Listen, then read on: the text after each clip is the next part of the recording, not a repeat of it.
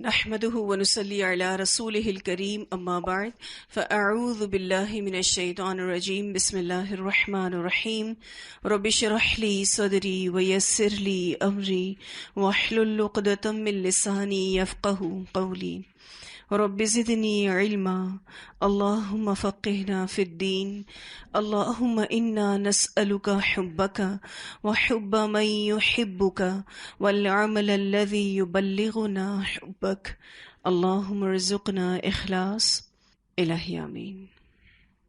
اللهم صل على محمد وعلى آل محمد كما صليت على إبراهيم وعلى آل إبراهيم إنك حميد مجيد. اللهم بارك على محمد وعلى آل محمد كما باركت على إبراهيم وعلى آل إبراهيم إنك حميد مجيد. يا أيها النبي إنا أرسلناك شاهدا ومبشرا ونذيرا وداعيا إلى الله بإذنه وسراجا منيرا وبشر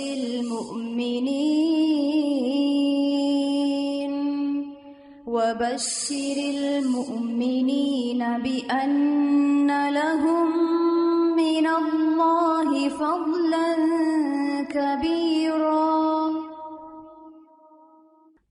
جی پچھلی کلاس میں ہم نے غزوہ بدر کے بارے میں پڑھا تھا. ہم نے دیکھا کہ اس میں غزوہ بدر میں قیدی بھی بنائے گئے، کچھ مشرکین کو قتل بھی کیا گیا اور کچھ کو قیدی بھی بنایا گیا. قیدیوں کے بارے میں مشورہ کیا گیا تھا. بدر کے قیدیوں کے متعلق نبی اکرم صلی اللہ علیہ وسلم نے حضرت صدیق اکبر رضی اللہ تعالیٰ عنہ، حضرت علی رضی اللہ تعالیٰ عنہ اور حضرت عمر رضی اللہ تعالیٰ عنہ سے مشورہ کیا. حضرت صدیق اکبر رضی اللہ تعالیٰ عنہ نے مشورہ دیا، اے اللہ کے نبی صلی اللہ علیہ وسلم، یہ لوگ ہمارے ہی بھائی بند اور رشتہ دار ہیں. میری رائے تو یہ ہے کہ آپ صلی اللہ علیہ وسلم ان سے فدیہ لے لیں. وہ مال کافروں کے خلاف ہماری طاقت میں اضافہ کرے گا، اور عین ممکن ہے اللہ انہیں بھی ہدایت دے دے تو یہ بھی ہمارے دوست اور بازو بن جائیں گے. نبی اکرم صلی اللہ علیہ وسلم نے پوچھا، ابن خطاب تمہاری کیا رائے ہے؟ میں نے عرض کیا، میری رائے وہ نہیں جو صدیق اکبر کی ہے. میری رائے یہ ہے کہ آپ صلی اللہ علیہ وسلم فلاں آدمی کو جو حضرت عمر رضی اللہ تعالیٰ عنہ کا قریبی رشتہ دار تھا میرے حوالے کر دیں، اور میں اپنے ہاتھ سے اس کی گردن اڑا دوں گا. آپ صلی اللہ علیہ وسلم عقیل کو حضرت علی رضی اللہ تعالیٰ عنہ کے حوالے کر دیں، وہ ان کی گردن اڑا دیں. حمزہ کو فلاں پر غلبہ عطا فرمائیں، وہ اپنے ہاتھ سے اسے قتل کر دیں، تاکہ اللہ جان لے کہ ہمارے دلوں میں مشرکین کے لیے نرمی کا کوئی پہلو نہیں. یہ لوگ مشرکین کے سردار اور ان کے قائد اور ان کے سرگنا ہیں. جب یہ قتل ہو جائیں گے تو کفر و شرک اپنی موت خود ہی مر جائے گا، یعنی کفر کمزور پڑ جائے گا. نبی اکرم صلی اللہ علیہ وسلم نے حضرت صدیق اکبر رضی اللہ تعالیٰ عنہ کی رائے کو ترجیح دی اور میری رائے کو چھوڑ دیا. اب حضرت عمر کہتے ہیں انہوں نے میری رائے کو چھوڑ دیا اور ان سے فدیہ لے لیا. اگلے دن میں نبی اکرم صلی اللہ علیہ وسلم کی خدمت میں حاضر ہوا تو دیکھا نبی اکرم صلی اللہ علیہ وسلم اور حضرت ابو بکر صدیق رضی اللہ تعالیٰ عنہ بیٹھے رو رہے تھے. میں نے عرض کیا، یا رسول اللہ صلی اللہ علیہ وسلم خیر تو ہے؟ آپ صلی اللہ علیہ وسلم اور آپ کے دوست رو رہے ہیں، مجھے بھی بتائیے تاکہ اگر میری آنکھوں میں بھی آنسو آ جائیں تو میں آپ کا ساتھ دے دوں، ورنہ کم از کم رونے کی کوشش ہی کر لوں، یعنی میں بھی کوشش کر لوں رونے کی. نبی اکرم صلی اللہ علیہ وسلم نے فرمایا، تمہارے ساتھیوں نے مجھے فدیے کا جو مشورہ دیا تھا اس کی وجہ سے تم سب پر آنے والا عذاب مجھے اتنا قریب دکھائی دیا جتنا یہ درخت نظر آ رہا ہے. کوئی قریبی درخت تھا جس کی طرف اشارہ کر کے آپ صلی اللہ علیہ وسلم نے فرمایا کہ یہ عذاب آ سکتا تھا فدیہ لینے کا مشورہ قبول کرنے کی وجہ سے. اور اللہ نے یہ آیت نازل کی کہ نبی کے لیے یہ مناسب نہیں کہ اس کے پاس جنگی قیدی آتے حتیٰ کہ زمین میں کافروں کو اچھی طرح قتل نہ کر دیا جاتا. تم دنیا کے مال چاہتے ہو اور اللہ آخرت چاہتا ہے، اور اللہ غالب حکمت والا ہے. اگر پہلے سے ہی اللہ کی طرف سے یہ بات لکھی ہوئی نہ ہوتی جو کچھ تم نے لے لیا ہے اس کے بارے میں تمہیں کوئی بڑی سزا ہوتی. بعد میں ان کے لیے مال غنیمت کو حلال کر دیا گیا تھا. اسے مسند احمد نے روایت کیا ہے. ان قیدیوں کے بارے میں آتا ہے کہ ان سے مسلمانوں نے بڑا اچھا حسن سلوک کیا. اس بارے میں رسول اللہ صلی اللہ علیہ وسلم نے جب صحابہ کرام کو قیدی تقسیم کیے تھے اور نصیحت فرمائی تھی کہ ان لوگوں کے ساتھ بھلائی کی وصیت کو قبول کرو. یہ حدیث جو ہے وہ المعجم الصغیر للطبرانی میں آتی ہے. کچھ واقعات اس سے جڑے کہ قیدیوں سے کس طرح سے حسن سلوک صحابہ کرام نے کیا، اور یہ جو آپ صلی اللہ علیہ وسلم کی طرف سے ہدایات تھیں اس پر کس طریقے سے عمل کیا. مصعب بن عمیر کے بھائی ابو عزیز بن عمیر رضی اللہ تعالیٰ عنہ اپنے آنکھوں دیکھا حال بیان کرتے ہیں کہ میں بدر کے قیدیوں میں سے تھا. اب یہ مصعب بن عمیر کے بھائی بدر کے قیدیوں میں سے تھے. رسول اللہ صلی اللہ علیہ وسلم نے ارشاد فرمایا قیدیوں کے ساتھ بھلائی کرنے کے بارے میں میری وصیت قبول کرو. میں انصار کے گروہ کی قید میں تھا. وہ صبح و شام جب کھانا پیش کرتے تو خود کھجور کھاتے مگر مجھے گندم کی روٹی دیتے، کیونکہ قیدیوں کے بارے میں رسول اللہ صلی اللہ علیہ وسلم نے وصیت فرمائی تھی. اب یہ جو خود صحابی تھے یہ کھجور کھایا کرتے تھے اور گندم کی روٹی قیدی کو کھلا رہے ہیں. کھجور تو بآسانی دستیاب تھی مدینہ میں، لیکن گندم کی روٹی یہ تو باہر ملک سے آیا کرتی تھی. اس حدیث کو المعجم الصغیر للطبرانی نے روایت کیا ہے. اسی طرح سے ابو العاص بن ربی رضی اللہ تعالیٰ عنہ جو بعد میں مسلمان ہو گئے تھے، یہ رسول اللہ صلی اللہ علیہ وسلم کے داماد جن کے بارے میں آپ نے پچھلی کلاس میں بھی پڑھا تھا، یہ بیان کرتے ہیں کہ میں انصار کے ایک گروہ میں تھا. اللہ تعالیٰ انہیں بہتر بدلہ عطا فرمائے. صبح یا شام جب بھی وہ کھانا کھاتے وہ مجھے روٹی دیتے، خود کھجور کھاتے. جبکہ روٹی بہت کم پائی جاتی تھی اور مدینہ میں ہی عموماً کھجور میسر ہوتی تھی، بلکہ کبھی کبھار ایسا بھی ہوا کہ کسی کے حصے میں روٹی کا ٹکڑا آیا تو وہ مجھے دے جاتے تھے. اسی طرح سے ولید بن مغیرہ بھی بدر کے قیدیوں میں سے تھے. وہ کہتے ہیں کہ جن کے پاس ہمیں بطور قیدی رکھا گیا تھا وہ خود پیدل چلتے تھے اور ہمیں سواری پر سوار کرتے تھے. یعنی قیدیوں کو سواری کی سہولت فراہم کرتے تھے اور خود پیدل چلتے تھے. یہ وہ حسن سلوک تھا جو قیدیوں کے ساتھ کیا گیا، جس کی مثال صرف اور صرف اسلام جیسے دین میں ہی ملتی ہے. اور آپ صحابہ کرام کے اس عمل کو دیکھیے کتنا قابل دید ہے کہ جیسا نبی اکرم صلی اللہ علیہ وسلم نے ان سے کہا انہوں نے ویسا ہی کیا. آپ صلی اللہ علیہ وسلم نے فرمایا کہ ان کے ساتھ بھلائی کرنا اور میری اس وصیت کو قبول کرو. وصیت کسے کہتے ہیں؟ تاکیدی حکم کو. تو صحابہ کرام نے کس طریقے سے اس وصیت کا نفاذ کیا. قیدیوں کے ساتھ حسن سلوک کی وصیت کے نفاذ کو دیکھ کر ہی کتنے قیدی مسلمان ہو گئے تھے کہ یہ اپنے سے زیادہ ان کا خیال رکھتے ہیں. اور ان قیدیوں کے دلوں میں رسول اللہ صلی اللہ علیہ وسلم کی اعلیٰ سیرت، آپ کا اخلاق، آپ کا تقوی، آپ کی نیکی، آپ کی محبت، یہ سب سرایت کر گئی تھی. کتنے قیدی مسلمان ہوئے جو ان کے حسن سلوک سے متاثر ہو کر اسلام کی محبت لے کر ہی اپنے گھر کو گئے تھے. تو یہ ایک ایک چیز جو غزوہ بدر سے تعلق رکھتی ہے اتنا ایمان بڑھاتی ہے. الحمدللہ ایک واقعہ جو رسول اللہ صلی اللہ علیہ وسلم کے چچا حضرت عباس رضی اللہ تعالیٰ عنہ کے فدیے سے ریلیٹڈ ہے. آپ سب جانتے ہیں کہ یہ بھی قیدیوں میں شامل تھے. غزوہ بدر کے قیدیوں میں آپ صلی اللہ علیہ وسلم کے چچا حضرت عباس بھی شامل تھے. ان کا بھی فدیہ لینا تھا. قریش نے اپنے اپنے قیدیوں کا فدیہ رسول اللہ صلی اللہ علیہ وسلم کو روانہ کرنا شروع کر دیا تھا. اپنے اپنے بھائیوں، بیٹوں یا رشتہ داروں کے فدیے بھیجے جا رہے تھے اور وہ ان کو چھڑواتے جا رہے تھے. ہر قیدی کا فدیہ اس کی حیثیت کے مطابق تھا، اور فدیہ کیا تھا وہ ہم پیچھے پڑھ بھی چکے ہیں. حضرت عباس رضی اللہ تعالیٰ عنہ کی باری آئی تو انصار نے رسول اللہ صلی اللہ علیہ وسلم سے گزارش کی کہ اے اللہ کے رسول صلی اللہ علیہ وسلم، اگر آپ صلی اللہ علیہ وسلم اجازت دیں تو ہم اپنے بھانجے عباس، یہ انصار کا ایک قبیلہ تھا جو کہتا ہے کہ اپنے بھانجے عباس کا فدیہ معاف کر دیں. یہ بھانجا اس لیے کہہ رہے تھے کیونکہ ان کی جو دادی تھی نا وہ بنو نجار سے تھی، جو قبیلہ خزرج کی شاخ ہے. تو یہ انصار کی فیملی تھی ایک طرح سے. کہا کہ ہم اپنے اس بھانجے کا فدیہ معاف کر دیتے ہیں. آپ صلی اللہ علیہ وسلم نے فرمایا اللہ کی قسم ان پر ایک درہم بھی نہیں چھوڑنا. یہ حدیث بخاری میں آتی ہے. حضرت عباس رضی اللہ تعالیٰ عنہ نے کہا کہ اس وقت مسلمان علل اعلان نہیں ہوئے تھے، لیکن ایک طرح سے انہوں نے اسلام قبول کر ہی لیا تھا. میں نے آپ کو پچھلی کلاس میں بتایا تھا کہ انہوں نے اپنا اسلام کیوں چھپایا تھا، کیونکہ انہوں نے بہت سارے لوگوں کو مکہ میں قرض دے کر رکھا تھا، اور ان کا بزنس یہی تھا، یہ قرض دیتے تھے اور سود سمیت واپس لیتے تھے. تو انہوں نے کہا کہ اگر میں ابھی مسلمان ہو جاؤں گا، مطلب اپنے مسلمان ہونے کا اعلان کر دوں گا، یہ سارے لوگ مجھے میرا پیسہ واپس نہیں کریں گے. تو پیسے سے ایک محبت تو تھی ان کو، تو اس لیے انہوں نے علل اعلان اسلام قبول نہیں کیا تھا. اور پھر ظاہر ہے جب مسلمان علل اعلان نہیں ہوئے تھے تو بدر میں مشرکین کی حیثیت سے آئے تھے. تو حضرت عباس رضی اللہ تعالیٰ عنہ نے کہا کہ اے اللہ کے رسول، میں تو پہلے سے ہی مسلمان تھا. آپ صلی اللہ علیہ وسلم نے فرمایا اللہ اعلم باسلامک، اللہ تعالیٰ آپ کے اسلام کو خوب جانتے ہیں. فإن یکن کما تقول، اگر بات ایسے ہے جیسے کہ آپ کہہ رہے ہیں، فإن اللہ یجزیک بذلک، تو اللہ تعالیٰ آپ کو اس کا بدل عطا کرے گا.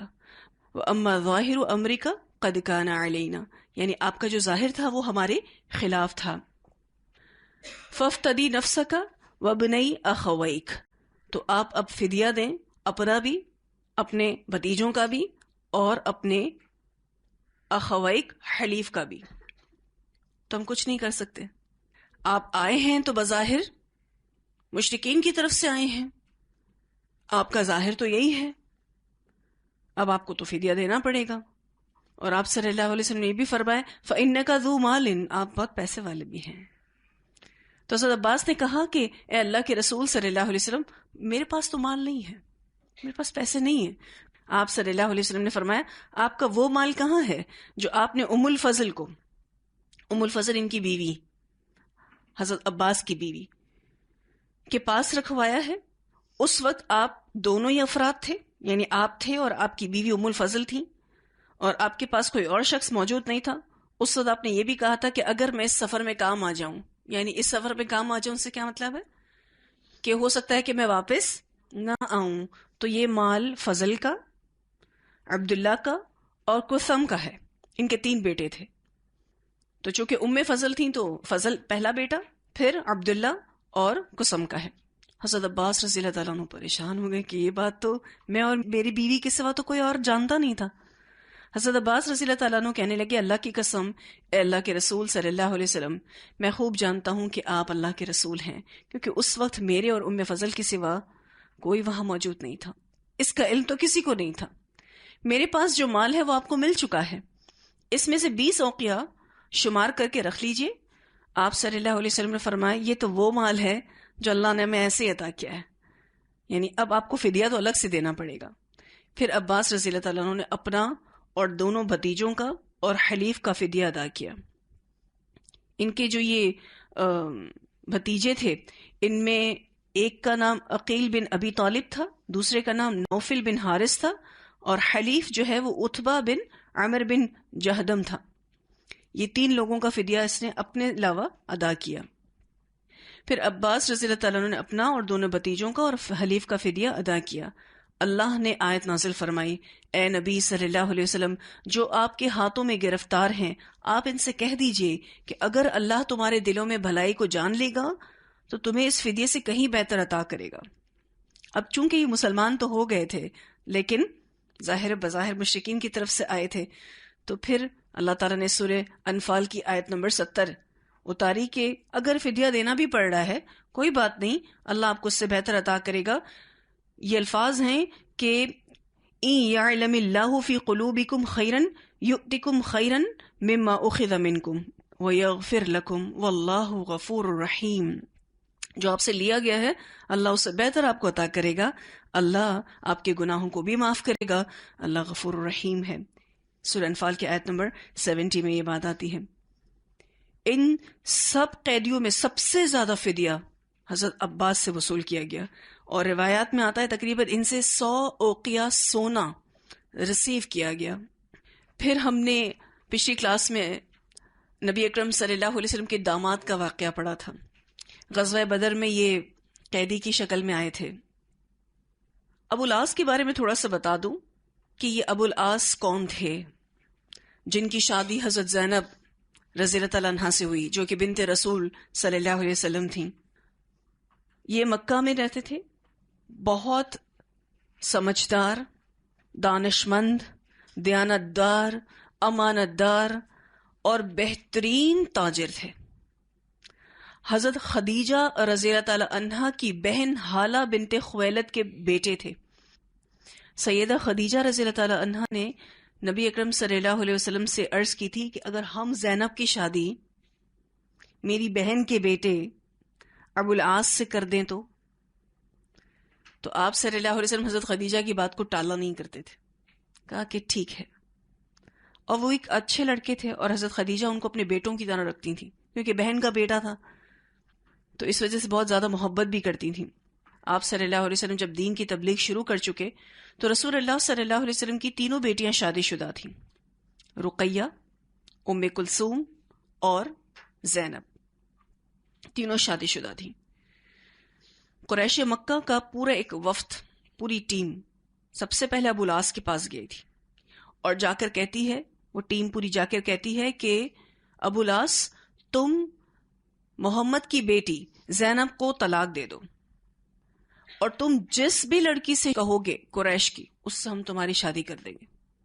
تو ابو العاص نے کہا تھا کہ میں اپنی بیوی کو ہرگز چھوڑنے کے لیے تیار نہیں ہوں. بہت محبت کرتے تھے اپنی بیوی سے، اور اس طرز عمل کی رسول اللہ صلی اللہ علیہ وسلم ان کی تعریف بھی فرمایا کرتے تھے. پھر یہی وفد عتبہ بن ابو لہب کے پاس بھی گیا تھا، جس کے نکاح میں حضرت رقیہ تھی. یہی پیشکش اس وفد نے عتبہ بن ابو لہب کو بھی دیا. آپ جانتے ہیں نا ابو لہب کے 2 بیٹوں سے رسول اللہ صلی اللہ علیہ وسلم کی دونوں بیٹیوں کی شادی ہوئی تھی. انتقاماً طلاق دے دی، انتقاماً طلاق دے دی گئی دونوں بچیوں کو.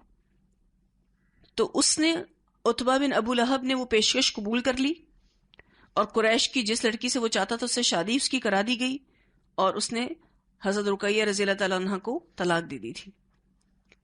خیر یہ رقیہ رضی اللہ تعالیٰ عنہ کے حق میں اچھا ہی ہوا کہ ایک مشرک فیملی سے ان کی جان چھوڑ گئی، اور فوراً ہی پھر ان کی شادی حضرت عثمان غنی رضی اللہ تعالیٰ عنہ سے ہو گئی تھی. اور اسی طرح سے ایک اور بیٹی ام کلثوم بھی طلاق یافتہ گھر میں تھی. یہ رسول اللہ صلی اللہ علیہ وسلم جب دین کی تبلیغ کر رہے تھے تو آپ کو ٹارچر کرنے کے لیے قریش مکہ کا ہتھ کنڈا تھا. اب نبی اکرم صلی اللہ علیہ وسلم کی بیٹی حضرت زینب تو مسلمان ہو گئی، لیکن ابو العاص مسلمان نہیں ہوئے. وہ اپنے اس شرک عقیدے پر مصر تھے. رسول اللہ صلی اللہ علیہ وسلم ان دونوں کو جدا نہیں کر سکے کیونکہ دونوں ایک دوسرے سے بہت محبت بھی کرتے تھے. اسی اثنا میں آپ صلی اللہ علیہ وسلم ہجرت کر کے مدینہ چلے گئے، اور پھر مدینہ میں جیسے ہی گئے تو جنگ بدر کا معاملہ ہوا. تو جنگ بدر کا جب معاملہ ہوا تو ابو العاص کو زبردستی ایک طرح سے اپنی قبیلے کی حمیت میں جنگ بدر میں آنا پڑا اور وہ یوں قیدی بنے تھے. تو یہاں تک تو الحمدللہ آپ کو واضح ہے.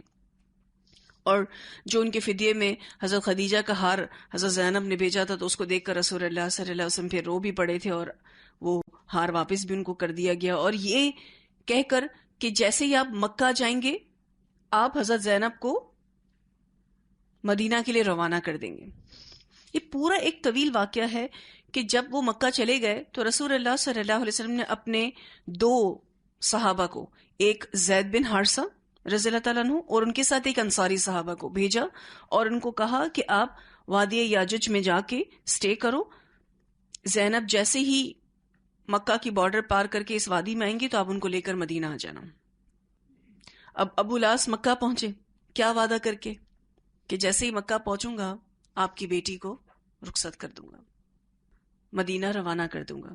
اور انہوں نے اپنے وعدے کے مطابق حضرت زینب کو روانہ کیا. حضرت زینب جو تھی وہ اپنے دیور کنانہ بن ربی اس کے ساتھ مدینہ کے لیے روانہ ہوئی. اونٹ پر بٹھایا تھا ان کے دیور نے ان کو, اور ابھی تو راستے میں ہی تھے, مکہ کی سرحدوں پر ہی پہنچے تھے کہ قریش مکہ نے آ کے گھیر لیا. سیدہ زینب اس وقت حمل سے بھی تھی, پریگننٹ تھی, اور قریشیوں کا ایک شخص جس کا نام حبار بن اسود تھا وہ سیدہ کے قریب نیزہ لہرانے لگا اور ان کو خوفزدہ کرنے لگا. اب ایک خاتون جو ہے حالت کیا ہے, حمل کی حالت میں تھی اور وہ ڈر گئیں, اور اسی وجہ سے ان کا اسی وقت ہی ابارشن ہو گیا, حمل ساقط ہو گیا, جس کی وجہ سے ان کی طبیعت پھر بعد میں بھی بہت خراب رہنے لگی تھی. خیر ان کے دیور نے قریشیوں کو بہت للکارا تو وہ رک تو گئے. اتنے میں ابو سفیان آئے اور ابو سفیان نے کہا کہ دیکھو کنانہ, تم جس ٹائم پر محمد صلی اللہ علیہ وسلم کی بیٹی کو لے کر جا رہے ہو نا علی اعلان, یہ ٹائم سوٹیبل نہیں, کیونکہ ابھی تھوڑے ہی ٹائم پہلے ہم جنگ بدر ہارے ہیں, اور پھر اس کے بعد اب تم دن دہاڑے محمد صلی اللہ علیہ وسلم کی بیٹی کو مدینہ جانے دے رہے ہو, تو وہاں کے لوگ تو یہی سمجھیں گے کہ ہم تو بالکل ناکارہ ہیں, ہم تو کسی کام کے نہیں, ہم تو بالکل عاجز ہیں, ہم تو بالکل ہار گئے ہیں. تو تھوڑا ٹائم صبر کر لو, تھوڑے حالات نارمل ہونے دو, پھر اس کے بعد رات کے اندھیرے میں زینب کو تم مدینہ کے لیے روانہ کرنا. تو ان کا جو دیور تھا اس نے کہا کہ عقل مندی اسی میں ہے کہ ابھی فی الحال سامنا نہ کیا جائے اور واپسی چلے جائے. کچھ دنوں کے بعد پھر سیدہ زینب کو رات کے اندھیرے میں وادی یاجوج میں بھیجا گیا, اور وہاں پر پھر وہی دو صحابی جو آئے تھے آپ صلی اللہ علیہ وسلم کے, ایک زید بن حارثہ اور ایک انصاری صحابی, جو سیدہ زینب کو لے کر پھر مدینہ گئے تھے. یوں ان کی ہجرت ہوئی تھی. پھر ابو العاص نے اسلام کب قبول کیا؟ فتح مکہ سے تھوڑے ٹائم پہلے ہی یہ ایک تجارتی قافلے میں شام گئے تھے ابو العاص. اب تب تک یہ مسلمان نہیں ہوئے ہیں, وہاں گئے, وہاں جا کے اپنا تجارت کرنا تھا, جو بھی کرنا تھا, واپس آ رہے تھے. تو جب واپس آ رہے تھے وہاں سے تو مسلمانوں کے ایک لشکر نے اس تجارتی قافلے سے مال چھینا, پورا مال چھین کے, اور آپ صلی اللہ علیہ وسلم کے پاس چلے گئے. اب یہ سارا جتنا بھی مال تھا یہ ابو العاص کا تھا, یا ابو العاص اس تجارتی قافلے کے ہیڈ تھے یا لیڈر تھے کہ جن کی حفاظت میں وہ سارا قافلہ وہاں مکہ جانا تھا. اب ابو العاص جو تھے وہ پریشان ہو گئے کہ تو سارا مال لوٹ کے چلے گئے ہیں, اب میں مکہ کیا لے کر جاؤں گا. یہ چھپتے چھپاتے مدینہ آئے, آ کے سیدہ زینب کی پناہ طلب کی, اپنی بیوی کے پاس گئے اور جا کر کہا کہ مجھے تمہاری امان چاہیے. تو انہوں نے اپنے شوہر کو امان دے دی اور اس کا اعلان بھی کر دیا کہ میں نے ابو العاص کو امان دی ہے. نبی اکرم صلی اللہ علیہ وسلم جو ہے وہ اپنی بیٹی کے پاس جاتے ہیں, ان سے کہتے ہیں ٹھیک ہے آپ نے ان کو امان دی ہے تو ٹھیک ہے, آپ ان کے ساتھ احسان کرو, آپ ان کی عزت کرو, ان کی تکریم کرو, ان کے رہنے سہنے کا عمدہ انتظام کرو بے شک, لیکن خیال رہے یہ آپ کے قریب نہیں آنا چاہیے کیونکہ آپ اس کے لیے حلال نہیں ہیں. پھر ابو العاص کو ان کا سارا مال واپس بھی کر دیا گیا. ہوا کچھ یوں تھا کہ صحابہ کرام کو نبی اکرم صلی اللہ علیہ وسلم نے بلایا اور کہا کہ آپ جو یہ مال لوٹ کر آئے ہو یہ تو آپ کے لیے اللہ کی طرف سے مال غنیمت ہے, اس پر آپ کا پورا حق ہے, آپ چاہیں تو اس کو رکھ سکتے ہیں, اور اگر اس بندے سے جو میرا رشتہ ہے اس رشتے کی وجہ سے اگر آپ اس پر احسان کر دو, اس کو اس کا مال واپس کر دو تو مجھے خوشی ہوگی. صحابہ کرام کیا چاہتے تھے؟ آپ صلی اللہ علیہ وسلم کی خوشی چاہتے تھے. ایک ایک چیز واپس کر دی. اگر کسی نے کوئی رسی بھی اٹھائی تھی نا, وہ رسی بھی واپس کر دی کہ لے جاؤ. وہ سارا سامان لے کر مکہ آئے ابو العاص. مکہ میں آ کے سب کو سب کا سامان دیا, یہ تمہارا, یہ تمہارا, یہ تمہارا. پھر خانہ کعبہ میں کھڑے ہو کر اعلان کیا کہ کسی کا کوئی مال رہتا ہے اب میرے ذمے. کہا نہیں, تم نے اپنا ذمہ ادا کر دیا. بولے کوئی ایسی چیز ہے تو مجھے بتاؤ, کہ سب کچھ کرے. انہوں نے پھر علل اعلان کلمہ شہادت پڑھا, اشہد ان لا الہ الا اللہ و اشہد ان محمد رسول اللہ.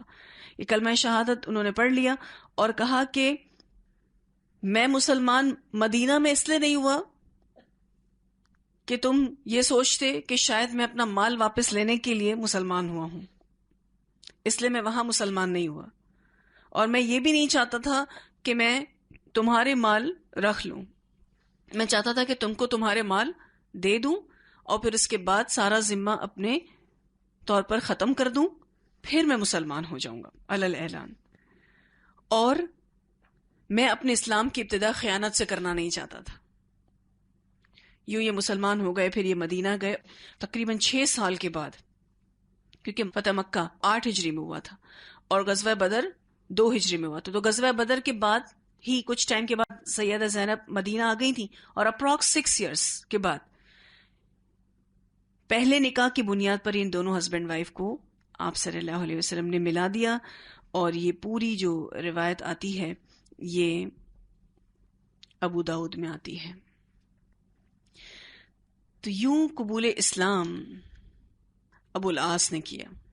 میں یہ سوچ رہی تھی کہ کس طریقے سے نبی اکرم صلی اللہ علیہ وسلم کے اس داماد نے اسلام قبول کر لیا، ایک اچھی فیملی سے، ایک اچھا لڑکا، بے شک اس کو دیر ضرور لگی لیکن وہ حق قبول کر گیا، کیونکہ حضرت خدیجہ رضی اللہ تعالی عنہا کہ گھر ان کا آنا جانا، اپنی خالہ سے ملنا، پھر ان کے گھر میں اسلام کی وہ تمام چیزیں دیکھنا، اور پھر اپنی بیوی کا مسلمان ہو جانا وہ دیکھنا، لیکن کچھ چیزیں ایسی ہوتی ہیں نا کہ قبول کرنے میں کچھ لوگوں کو وقت لگ جاتا ہے، تو ابو العاص انہی میں سے تھے۔